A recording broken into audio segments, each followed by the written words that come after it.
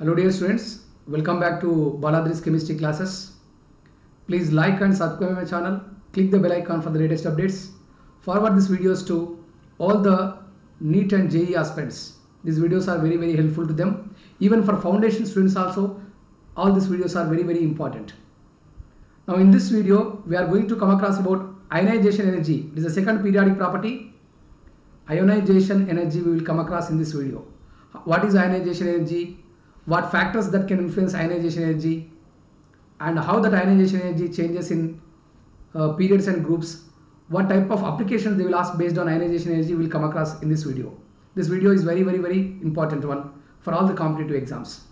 Now we will come across what is this ionization energy. Ionization energy can be represented with IE or I. Now let me define first what is ionization energy. The minimum amount of energy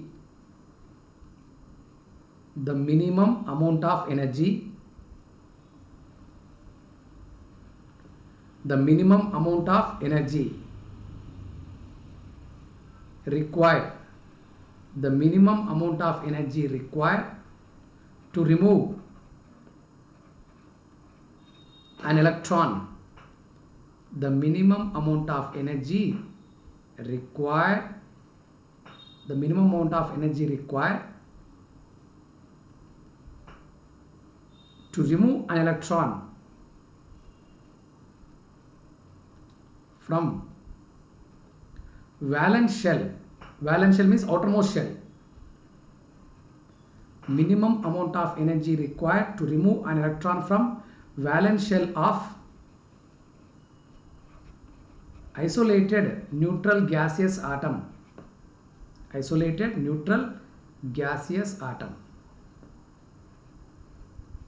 Listen very carefully. The minimum amount of energy required to remove an electron from valence shell of isolated neutral gaseous atom.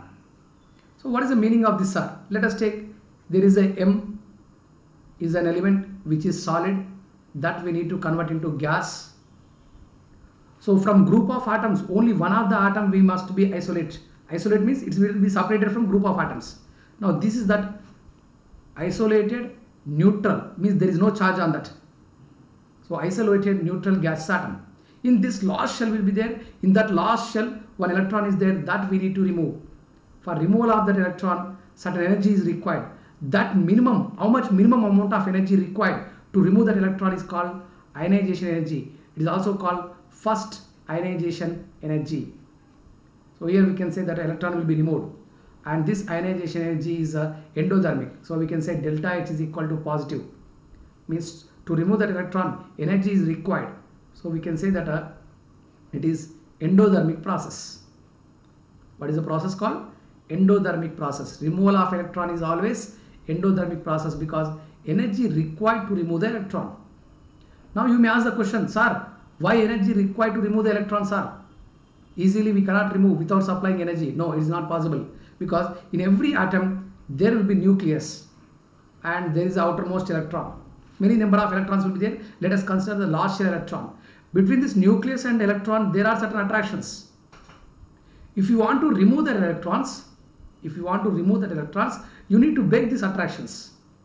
To break these attractions, certain amount of energy is required. That energy required is called ionization energy. So it is a required energy. That's what I am saying. It is a endothermic process. Removal of electron from a neutral atom is endothermic process, and that energy required is called first ionization energy when you are removing electron from neutral atom. Now after removing one electron, there is a formation of unipositive ion. From this unipositive ion, if you want to remove one more electron, then the energy required is called second ionization energy. Now you will get bivalent cation. What you will get? Bivalent cation. Like that, if you want to remove third electron, it is called third ionization energy, and so on. Now come to the next slide. So you remember always IE2 of an element is always greater than IE1.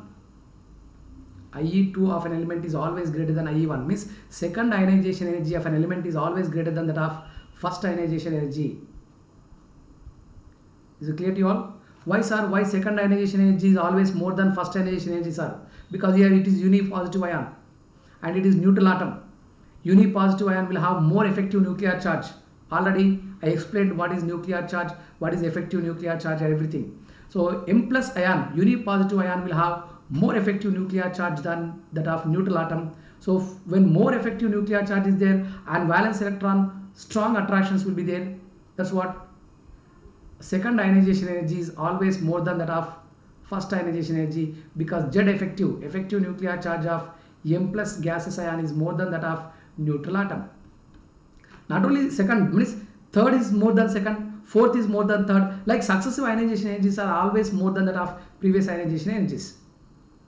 So now what is ionization energy, why IE2 is greater than IE1 is clear to you, right? Next, you can ask that what factors can influence this ionization energies are. The first factor is atomic size. By changing with atomic size, ionization energy will be changes.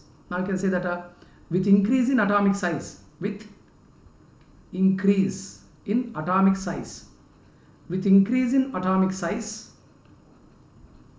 ionization energy decreases. What I am saying here, with increasing atomic size, ionization energy decreases. You can listen here carefully. Suppose here smaller atom is there, here it is the nucleus of an atom, here electron is there. When smaller atom, if you consider, then distance between nucleus and electron is very small, so then attractions will be more. We can't remove electron easily. But when you take a larger atom, between the nucleus and electron distance will be more, attractions will be less, then this electron will be removed easily. That's what I'm saying here. With increase in atomic size, ionization energy decreases. Now come to the next factor. Second factor is effective nuclear charge. What is that? Effective nuclear charge. Listen very carefully, sir. What is happens with this effective nuclear charge? Already I said you, when effective nuclear charge increases, let me write here Z star. If Z star increases, upward arrow mark indicates increases. If Z star increases, obviously ionization energy also increases. With increase in effective nuclear charge, ionization energy increases. Let us take here Fe is there, Fe plus is there, Fe plus 2 is there, Fe plus 3 is there. Effective nuclear charge is increasing, therefore ionization energy also increases. Is it clear to you? Right, with increasing effective nuclear charge, always ionization energy increases, because here ionization energy means energy required to remove the electron. When nuclear charge is increasing, effective nuclear charge is increasing, the attractions of nucleus and valence electron increases. They comes very close to the nucleus, so more energy is required to remove the electron. Now come to the next factor. The third factor, we can say that it is screening effect. What is the third factor that can influence the ionization energy? Screening effect it is. Screening effect. Now what is screening effect? Already in the basic terminology I explained, screening effect means inner electrons will act like a screen and they repulse the outer electrons. Now when screening effect increases, screening effect is represented with sigma.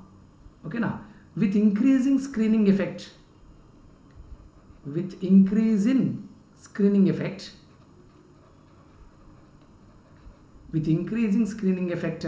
effective nuclear charge decreases.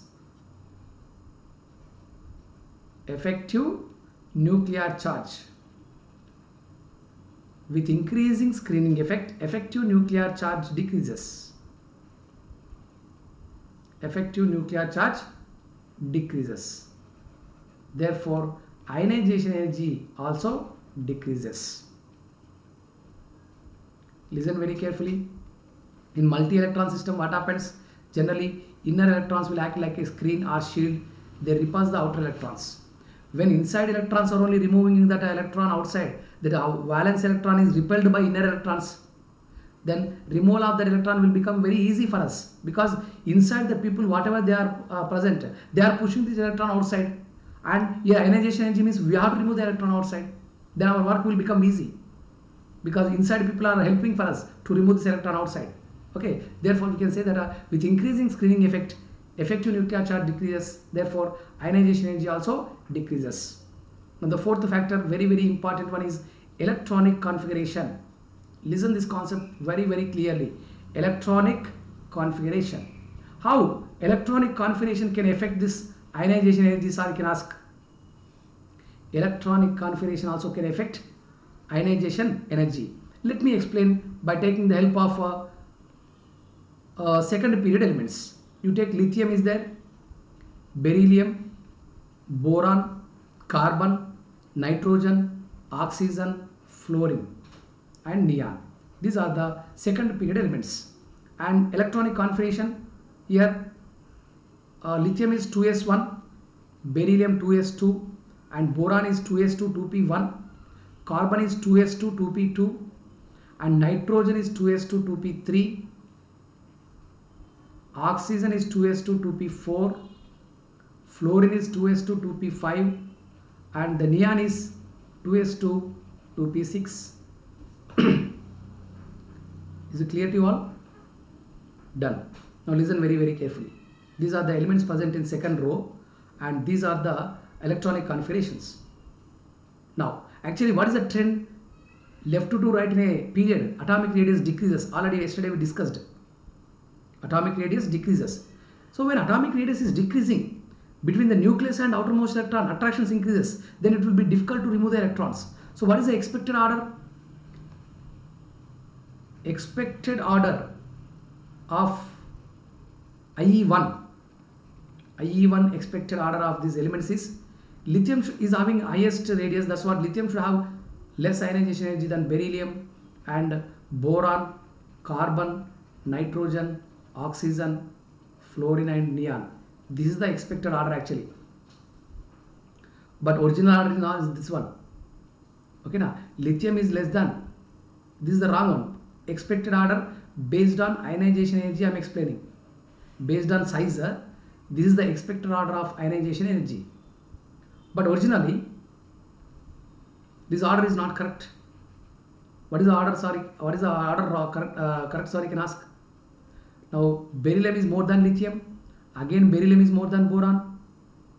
Carbon is more than boron. Nitrogen is more than carbon. Then again, nitrogen is more than oxygen. Fluorine is more than oxygen and neon is more than fluorine. Why here beryllium is more than boron, sir? Because of stable configuration, 2s2 configuration. And why nitrogen is more than oxygen, sir? Half filled configuration. And why neon is more than that of fluorine, sir? Because completely filled off configuration. Here you can listen, half filled and completely filled orbitals. Half filled and completely filled orbitals are more stable. Half filled and completely filled orbitals are more stable. Half filled and completely filled orbitals are more stable. From more stable orbitals, if you want to remove the electron, more amount of energy will be required. That's what beryllium first ionization energy is more than boron. Nitrogen first ionization is more than oxygen. If you want to write the order, lithium is least. After that, boron will come. After boron, beryllium. After beryllium, carbon. After carbon, oxygen. Next, nitrogen. Next, fluorine. Next, neon. You may ask the question, sir, here nitrogen is having half filled, no? Why it is not more than fluorine? Only why it is more than oxygen? Yeah, this electronic configuration concept you need to apply for only adjacent elements. Only this concept you have to apply for adjacent elements in the periodic table. So beryllium first ionization energy is more than boron. Nitrogen first ionization energy is more than oxygen. This is the correct IE1 order of second period elements from left to right. Is it clear to you? Like this, half filled and completely filled orbitals are more stable than expected. Those elements will have more ionization energy than we expected. Now let me give you one more example. What I said here, IE1 of beryllium is more than that of IE1 of boron. Sir, why sir? Why IE1 of beryllium is more than IE1 of boron, sir? Because beryllium is having 2s2 configuration, boron is having 2s2 2p1 configuration. 2s1 2s2 2p1 configuration. Here ionization, first ionization energy of beryllium means we need to remove the electron from paired electrons. From 2s orbital we need to remove the electron. Now IE1 of boron means we need to remove the electron from 2p. This is unpaired electron, easily we can remove. That's what, when compared to boron, even though boron size is less, actually atomic radius you can take atomic radius you can take, beryllium will have more radius than boron. According to the concept of atomic radius, boron should have more ionization energy. But because of this electronic configuration concept, beryllium is having more ionization energy than boron. Okay, sir, we removed one electron. Now, just you can compare IE2. IE2 means what? Second ionization energy of beryllium and second ionization energy of boron. If you compare, sir, which will be more and which will be less, sir? Now, second ionization energy of beryllium means first ionization energy means already one electron we removed. Now it becomes 2s1. And 2p electron we removed. Second ionization energy of boron means we will get 2s2. Now, boron is becoming completely filled configuration.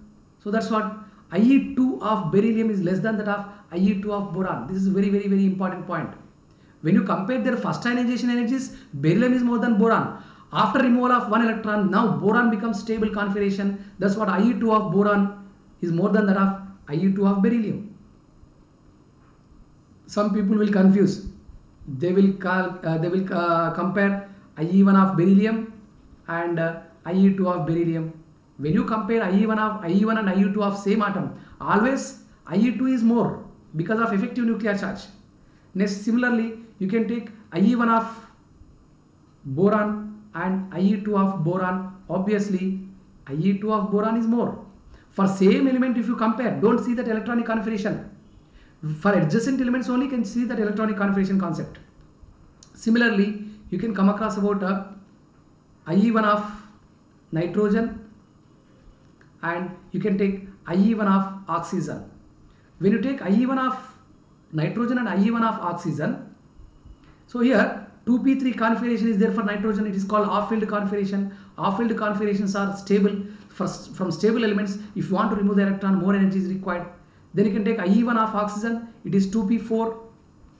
There are 4 electrons in that 2p subshell. So it is not off-field. So that easily we can remove the electron. So IE1 of nitrogen is more than that of IE1 of oxygen. But when you compare both of them IE2 values, you can compare. That is IE2 of nitrogen you can compare with IE2 of oxygen. That is second ionization energies of nitrogen and oxygen you can compare. Obviously, oxygen second ionization energy is more than nitrogen because now it becomes 2p3. It becomes 2p2. Now from 2p2 you have to remove the electron. Here 2p3 you have to remove the electron. Did you understand my point? Yes. Some people will compare IE1 of nitrogen and IE2 of nitrogen. They will confuse. IE1 of nitrogen, IE2 of nitrogen. If you are comparing, don't consider electronic configuration. Always for same element if you compare, IE2 is more than IE1. These type of questions are very, very frequent. Okay. Now let me compare one more comparison. That is IE2 of oxygen and IE2 of fluorine. In this case also IE2 of oxygen is more because IE2 of oxygen means we need to remove the electron from stable configuration, because after removal of one electron oxygen will get a stable configuration, off-field configuration. So second ionization energy of oxygen is also more than that of second ionization energy of fluorine. In this way they will ask you different type of questions based on ionization energy. Next, one more factor, that is penetration power. Penetration power. So various orbitals you can take. The penetration power of various orbitals is s orbital is having more penetration power, means going towards the nucleus. So s orbitals will move towards the nucleus very rapidly, means that nuclear attractions will be more on s electrons when compared to p and when compared to d and when compared to f. Means obviously whenever you are removing s electrons it takes more energy than in the same shell of p orbital, d orbital and f orbital. So the penetration power order is s orbital greater than p, p greater than d, d greater than f. Obviously, so here if you want to remove 2s electron and 2p electron, obviously 2s electron will require more energy than 2p. If you take 3s, 3p, 3d electrons are there, 3s is there, 3p is there, 3d is there. If you want to remove 3ls electrons, that requires more energy than 3p than 3d because of penetration power. Next, very, very important question I am going to explain to you, that is applications of this ionization energy. What type of application they will ask you, sir? They will give questions like this: IE1, IE2, comma IE3, IE4 and IE5 of an element are IE1, IE2, IE3, IE4 and IE5 of an element are 5 ionization energy values are given. Let us take 20, 46, 84 and 108. Next 2456 kilocalories per mole. Kilocalories, kilojoules, electron volts you can use for ionization energy. IE1 to IE5 of an element are 20, 46, 84, 108 and 2456 kilocalorie per mole. Okay, now questions they will ask you like this. Group number of that element is group number of that element is if question is asking by giving ionization energy values like this, if he is asking group number, how to answer, sir? Listen very carefully. Very simple it is. Here you have to observe the ionization energy values. IE1 is 20, IE2 is 46, IE3 is 84, IE4 is 108. IE1 to IE4 gradually they are increasing, but between IE4 and IE5 there is a sudden jump. Between which ionization energies are having sudden jump? Let us take here, let me give you for easy understanding. Here they given it is only 2108 and this is 2546. Now sudden gap or sudden jump is there between third and fourth ionization energies. Before sudden gap or sudden jump, how many ionization energy values are there? That indicates they are valence electrons. While removing valence electrons, gradually ionization energy increases. Once valence electrons are over, when you are removing inner electrons, suddenly ionization energy increases. Now here 3 valence electrons are there. Group number of that element is 13 or 3A. Okay na? Done. Now second question they will ask you, what is that element also? What is that element? So any third group element we can select. What is that element? Any third group element we can take. That may be boron, it may be aluminium, it may be gallium, it may be indium, it may be thallium. Now we can take question number 3. What is the formula of, or let me ask you before this, let me ask you one more question. The general electronic configuration of that element is general electronic configuration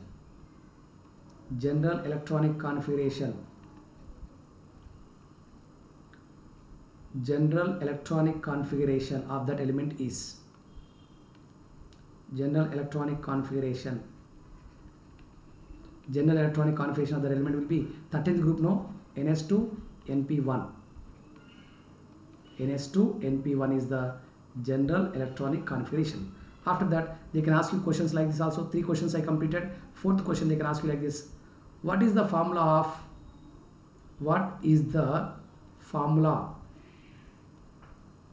of its oxide? Or they can ask you what is the formula of its halide, what is the formula of its sulfate, and what is the formula of its carbonate, and what is the formula of its phosphate. These are all questions they can ask you. What is the formula of its oxide? Means that third we come across already. It is a 13th group element because sudden jump is there between third and fourth ionization energy. 3 valence electrons are there, means 13th group we come across. 13th group elements means its valency will be 3.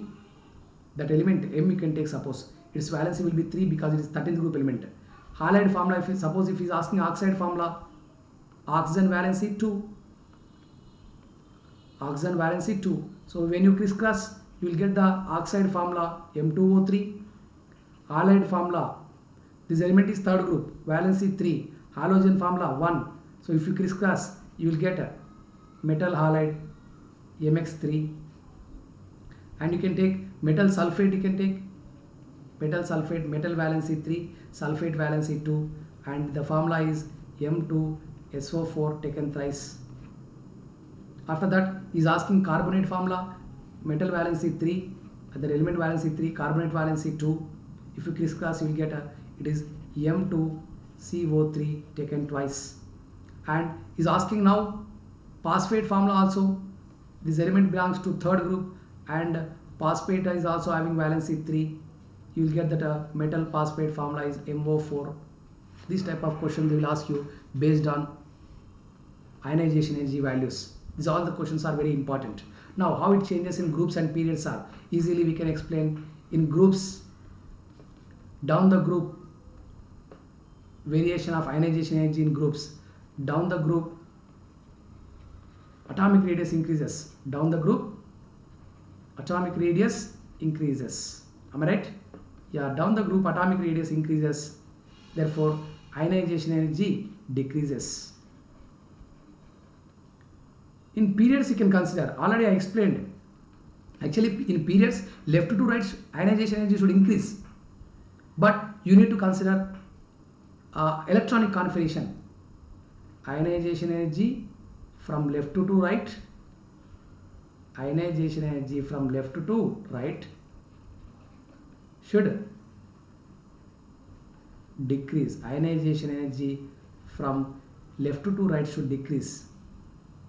In periods, ionization energy from left to right should decrease, but you need to consider ionization as electronic configurations also.